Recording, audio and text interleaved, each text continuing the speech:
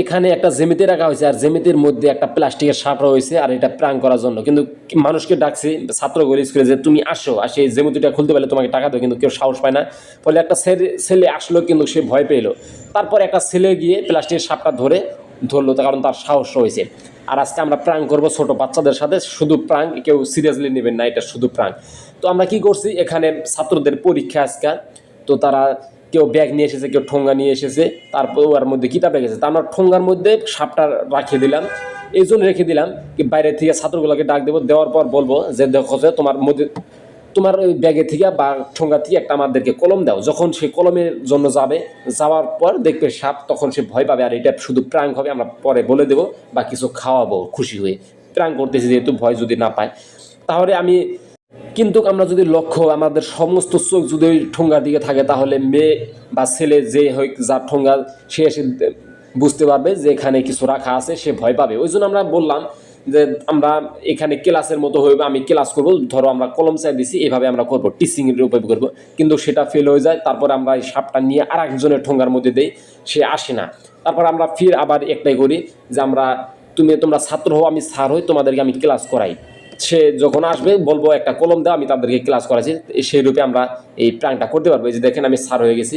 তারপর ছেলেদেরকে ডাকি, কিন্তু আসে না। এখানে একটা ছেলে আসলো, আসার পর ছেলেটাকে বললাম যে তোমার ঠোঙ্গাটা দিয়ে তুমি বাইরে যাও, আর বাইরে যায় দেখে এসো তোমাদের স্যার আসে নাকি।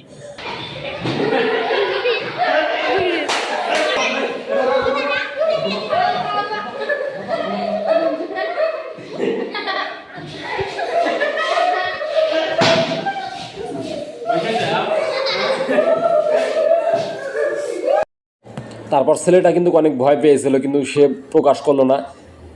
এরপর এটা হয়ে যাওয়ার পর আমরা আর এক ঠোঙ্গায় নিয়ে যাই, কিন্তু ছাত্রদেরকে ডাকি, তারা আসে না। এখানে ভিড় দেখেছে, তারা বুঝতে পেরেছে হয়তো কী বা একটা করবে, এই জন্য আসতেছে না।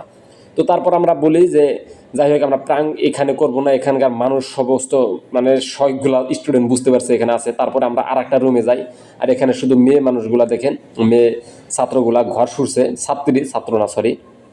তারপর আমরা এখানে আসলাম। তো আসার পর তারা যখন ঘরটা ঝাড়ু দেয়, তখন আমরা চুপে চুপে কী করলাম, যে সামনে দেখতেছেন লাল ঠোঙ্গাটা, ওই ঠোঙ্গাটার মধ্যে আমরা সাপটা রেখে দেবো।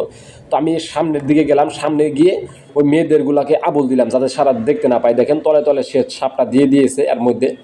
তারপর কি হবে, যে আমরা বলি যে দেখো যে এই ঠোঙ্গার মধ্যে কি আছে। তারপরে মেয়েটা রিয়েকশন দেখেন কি হয়।